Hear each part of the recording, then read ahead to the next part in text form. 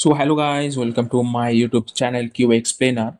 So guys, on this video, I'll try to explain you the software release lifecycle, and also I'm gonna tell you the quality assurance role for managing and ensuring the software releases, and what kind of structure release we need to perform, and so how can we reduce the risks and we can maintain the quality standard throughout the development process. And also here I am trying to explain you the QA involvement and organizations can improve their like defect detection and streamline deployment through that QA involvement, the SDLC and the release integration process. So SDLC phases. So in that SDLC means like software development life cycle actually have so many phases, but mostly that most popular phases are planning, design, development, testing, deployment, and maintenance. So these six phases are most important phases, but here each and every phases have their own pros, own cons, own roles, own like some work to do, some systematic process. Now, the release and deployment. The release phases is a integral part of the deployment phase. It comes under deployment phase. So here, software is packed. It should be validated, and then it should be deployed to particular server or a production server. So it is a iterative cycle within that SDLC process. So here, every time, every sprint, it should be applied. So that's why it should be more frequent. Now there is some release planning. So let me tell you the release planning. First thing is scope and objective. So here we need to establish that proper release goal, features, and that proper versions for OS, proper version for applications. So it should be structured in such a way that our like all that effort, release effort should be goes in proper direction. Then responsibility. So here we need to assign the responsibility to different teams like QA, developer, and mostly product owner. So every person have their own roles and responsibility, and their roles and responsibility define the proper release process. And then once that assignment and responsibility assessment has done, then risk assessment gonna need to do. So here we need to analyze the potential release risks. If this release is applied on production, then what kind of risks may appear, and what kind of mitigation strategy we need to follow if that release is gonna wrong. So this thing is called risk assessment meeting. In that risk assessment meeting, we need to go through that worst case scenarios, and we need to make up with some plan so we can fight with that worst case scenarios. Now there is some roles, QA roles. Let me tell you the QA roles in that whole release planning pages. So first thing is input on testability. So QA need to check the testability items and also need to check the quality benchmark. We need to set that quality benchmark. Then we need to go that resource estimation. That is the most important part of it. If QA doesn't know the resource estimation, then the problem is that some QA engineers will get the lots of pressure, and some QA engineers will not get even like a small out of pressure in that release. So as pressure is getting disbalanced, so the release cycle may hamper and it may delayed. So it will impact the organization quality structure and software quality structure. So that's why resource estimation is very important. We need to define the testing effort, and then we need to check the allocated resources, and then we need to do that timeline, like how much timeline is needed to execute that regression cases on that particular release. So this thing is called resource estimation. Then test environment preparation. So we need to prepare that our test environment in such a way that production environment and test environment should be mirror among each other. If we not do that, then what will happen? Something will working, something was worked in a testing environment, but that thing will break in production. And I have seen so many times, because of this problem, software quality hampers, and some functionality of software is not even working it. Then we have rollback planning. So if that any kind of problem appears, and if that plan is not happen accordingly, so what kind of rollback we can do, that thing also we need to plan it.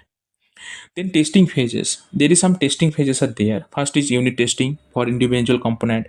Then integration testing. So we need to check the integration and data flow between the components. Then system testing. So we'll go to that end-to-end validation for software functionality. Then acceptance testing. So here we gonna check the user requirement, and this software will be accepted for that requirement or not, that thing. Then performance and security. Also sometimes inside the testing team also we need to check the load testing, security checking. We need to check the usability scenarios. So these all are actually testing phases. Now then, defect management, that is the another most important part of it on this release. So here we need to track the defect, and we need to check the resolution of that defect. So defect logging, so all defects should be logged in proper tools like Jira, Bugzilla, and Azure DevOps. So whatever tools we are using, that we need to log the defect properly. Then prioritization and assessment, we need to prioritize the defect, so it should be proper. And here developer role also need to be assigned. Then verification and regression testing, so QA need to be retest that those kind of defects, and need to check that all areas, and we need to ensure that no defects should be introduced in that production level.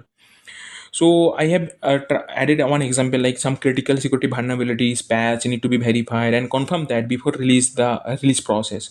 So this is one example I am providing here. Now release candidate and final testing. Once like the release candidate gonna build, then a stabilized build need to be added. That build number should be tracked, and then that release candidate need to be deployed in final validation. So here some testing activities we need to follow, like final pages like regression testing, smoke testing, and some kind of core functionality we need to check quickly. Then we need to go or no go decision. That is the very typical decision, guys, for QA. We need to tell that the scrum master and the project lead that are we okay for this release or are we not okay for this release. So here I am adding one example, like some UI bug that is affecting 5% of user on this certain browser.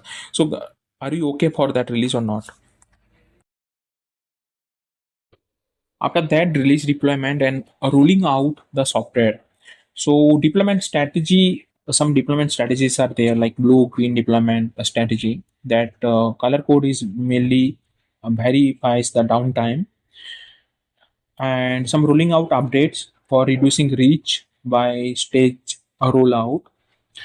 And then we have some monitoring and rollback session. So sometimes the systems are closely monitored during the deployment process, so we can get that any kind of issues, we can catch up that any kind of issues, and we can trigger the rollback process. So it will make the better stability for the software. Like also it will helps the reveal the performance bottleneck before doing the full release cycle. And there is some post release activities and some monitoring things that need to be taken care while doing release. So first thing is system and user monitoring, like we need to continuously track our performance and user feedback. So it will actually highlight the potential risks that so we can catch up those risks earlier before release. Then some hotfix and defect addressing issues. Sometimes the rapid response teams are involving in critical post-release defects. So sometimes the response teams are resolve the critical defects, and they trigger the hot fixes. So through that hot fixes pipeline, we can directly solve those post-release defects. Then we have some feedback loop. So feedback loop in the sense of like some data need to be gathered. So we can help to refine the requirements and plan. So it will improve that further release process. Now, so what is the conclusion of the QA impact and successful release? So first thing is the ensuring the quality. So QA need to ensure the quality. So it will be crucial for delivering the reliable and high quality software that meets the user expectation. Another is a risk mitigation plan. So it is a structured release process with a clear QA role defined. So it will help that proper risk mitigation, and it will help the reduce the cost of the defect. Another is continuous improvement, as that release is a continuous cycle. So every time ongoing feedback and analysis need to be taken care, and it need to be a check. So through that we can improve that enhancement, and we can boosting the efficiency over the time. Another is business benefit, as the QA is improves the customer satisfaction and the software quality. So it will improve that to that proper software reliability, and so it helps to make that proper business benefit. Yeah, so that's all about this video, guys. I hope this video is actually helpful for you. Please do subscribe and help me to grow on YouTube. Thanks for your valuable time. Thanks for watching this video.